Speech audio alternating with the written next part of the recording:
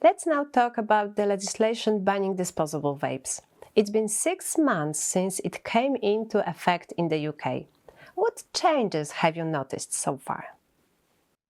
Well, I don't use disposable vapes myself. I've tried them obviously, but I know some people who have, and it's split. Some people have gone on to reusable vapes, the refillable ones, which to me look exactly the same as the disposable vapes, but they have to buy pods that go with them.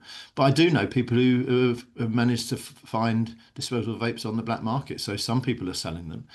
Um, there is talk amongst industry. I know that the industry groups like the IBVTA have said that they've noticed that people are migrating onto refillable products. Their figures have said that, but you also have other groups that say that there's a big black market in them. So I think the jury's out on it at the moment, but I haven't noticed a great deal of difference. And how is this bill being enforced? Well, the government provided £10 million towards enforcement, but there are 300 trading standards organisations or thereabouts in the UK. So that only works out to be about 30,000 per trading standards authority, which isn't a great deal of money. So if government's expecting trading standards to just be able to keep a lid on this, then they've got another thing coming. It's a woefully small amount of money, and as far as I'm aware, that's only a one-off payment of 10 million. That's not every year. So trading standards, when I've spoken to people at trading standards, they're overwhelmed with cases that they have to investigate as it is. So to expect them to just get an extra £30,000 and then manage to keep a lid on a market which has got huge demand already, and to be able to sort of clamp down on illegal sales and the black market, I think that's very much wishful thinking. I don't think they're going to have much success. So I think everyone's got their work cut out. The disposable ban, I think, shouldn't have happened anyway. It's one thing it's definitely going to do. It means that there's no way this country is going to get to our target of smoke-free by 2030, because a lot of the increase in people quitting smoking was via disposable vapes, and now they've been banned, or the legal market's been banned. They've banned the legal sale of them, but the illegal sales are not going to be affected. They don't care about if there's a law or not.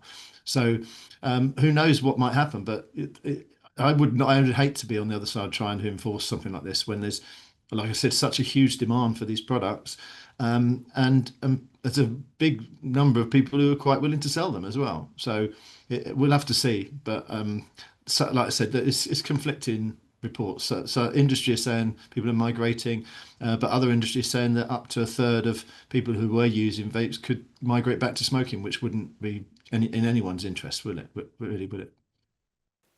When the government introduced this kind of bill, it seems they were concerned about environmental or safety issues.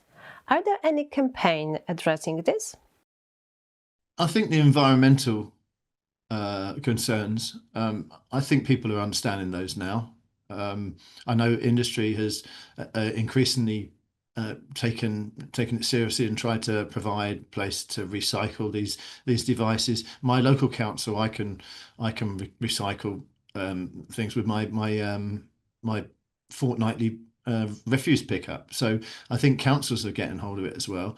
You're seeing articles on outlets like the BBC talking about how you shouldn't put disposable vapes into the bins because they can cause fires and what have you. So I think people are learning. It's just a shame that they brought this knee-jerk ban on disposable vapes in before they tried the educational route first, because what's going to happen is you're going to get people who are going to just abandon disposable vapes and think, I can't be bothered with refillable ones, or they're too expensive, or what have you. It's significant that smoking cessation service were the ones that were mostly using disposable vapes to get people to try vapes in the first place and quit smoking.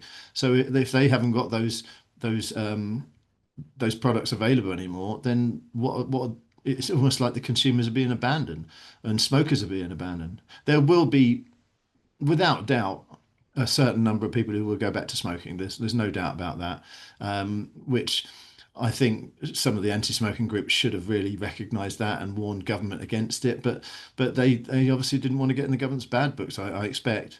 But I think the environmental point has been made and is being accepted by people. I think people are understanding that. So that should hopefully reduce that kind of thing. But then, who knows, when the illicit market gets hold of these things, they really don't care.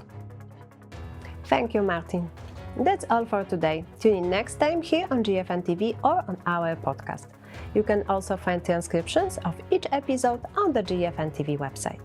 Thanks for watching or listening. See you next time.